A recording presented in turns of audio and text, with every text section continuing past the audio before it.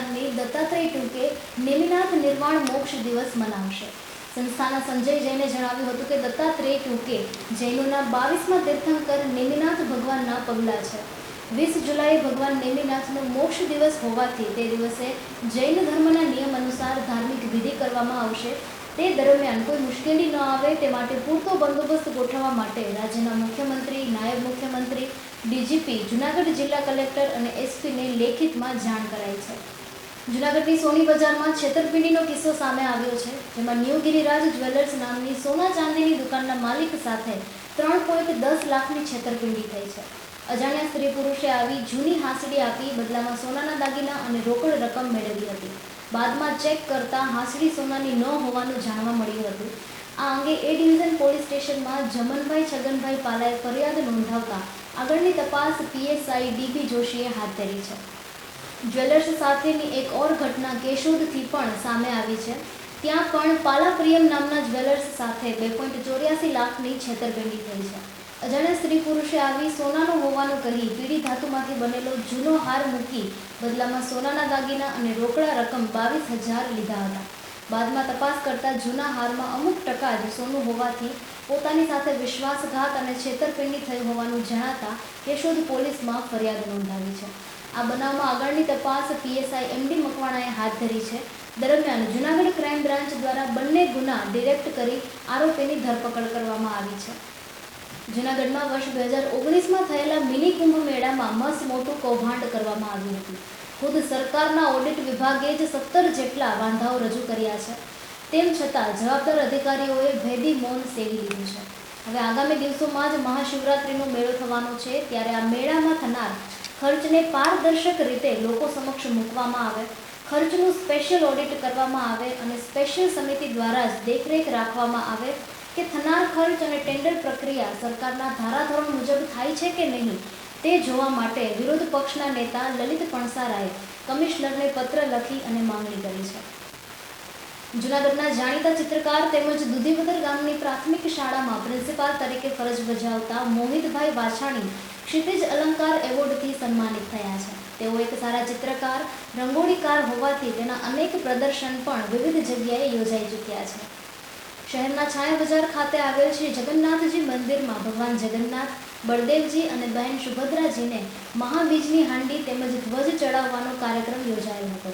આ ધાર્મિક કાર્યક્રમમાં બહોળી સંખ્યામાં ભાવિકો ઉપસ્થિત રહ્યા હતા। કાર્યક્રમને સફળ બનાવવા રાજેન્દ્રભાઈ ચુડાસમા, નીરુભાઈ પરમાર, અશોકભાઈ વાજા, હિતેશભાઈ પૂજારી સહિતનાએ ઉપસ્થિત રહી અને જહેમત ઉઠાવી હતી। જૂનાગઢના મધુરમમાં બિરાજમાન શ્રી રામેષ્ટ હનુમાનજીની પ્રતિમાની પુનઃ પ્રાણ પ્રતિષ્ઠા કરવામાં આવેલ છે। ત્રિદિવસીય કાર્યક્રમનો 19 જાન્યુઆરીથી પ્રારંભ થયો છે અને 21 જાન્યુઆરી સુધી વિવિધ કાર્યક્રમો યોજાશે। એનટીએ નેશનલ ટેસ્ટિંગ એજન્સી દ્વારા જૂનાગઢમાં સૈનિક સ્કૂલમાં પ્રવેશ માટેની પરીક્ષા લેવામાં આવી હતી।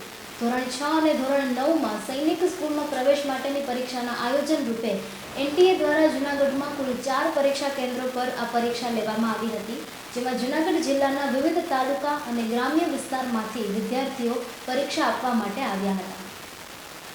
જૂનાગઢના ખલીલપુર રોડ ઉપર આવેલ ઓમનગરના વિશ્વાસ સિટી એપાર્ટમેન્ટના A5B3 બ્લોક નંબર 504માંથી 6,000ની કિંમતની પાણીની મોટર ચોરાઈ છે। આ અંગે ફરિયાદ નોંધાતા બી ડિવિઝન પોલીસે તપાસ હાથ ધરી છે। માળિયાહાટીના તાલુકાના કુકસવાડા ગામના યુવાન સાથે સમઢિયાળા ગામના શખ્સે 3 લાખ રૂપિયાની છેતરપિંડી કરી છે। ફૂડ એન્ડ ડ્રગ્સ વિભાગમાં 10 વર્ષ સુધી 35,000ના પગારથી નોકરી આપવાની લાલચ આપી પૈસા પડાવી પગાર તથા નોકરી ન આપતા છેતરપિંડી કરાઈ છે। આ અંગે ફરિયાદ નોંધાતા ચોરવાડ પીએસઆઈ ડીએચ વાળાએ તપાસ હાથ ધરી છે। બાંટવાના નાના ઝાપા વિસ્તારમાંથી રહેણાંક મકાનમાંથી 8,000ની કિંમતનો દેશી દારૂનો જથ્થો મળી આવ્યો છે।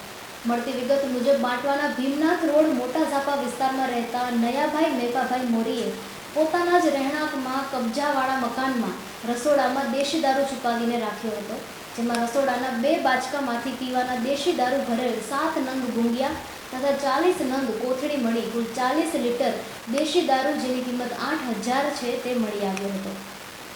જૂનાગઢના ધરાનગર વિસ્તારમાં આવેલ રહેણાંક મકાનમાં એ ડિવિઝન પોલીસે દરોડો પાડી 2,000ની કિંમતનો દેશી દારૂનો જથ્થો ઝડપી પાડ્યો છે। જોકે દરોડા વખતે લીલાબેન પ્રવીણભાઈ રાઠોડ હાજર મળી ન આવતા તેને ઝડપી લેવા માટે પોલીસે તપાસના ચક્રોને ગતિમાન કર્યા છે. ભારતીય જનતા પાર્ટીને મત નથી આપતા તે વિસ્તારમાંથી 10,000થી વધુ મતદારોના નામ કમી કરવામાં આવ્યા છે. એટલું જ નહીં, કોંગ્રેસ પક્ષમાંથી છેલ્લા 4 ટર્મથી ચૂંટાતા વોર્ડ નંબર 8ના કોર્પોરેટર અદ્રેમાન પંજાનું નામ પણ કમી કરી દેવાયું છે.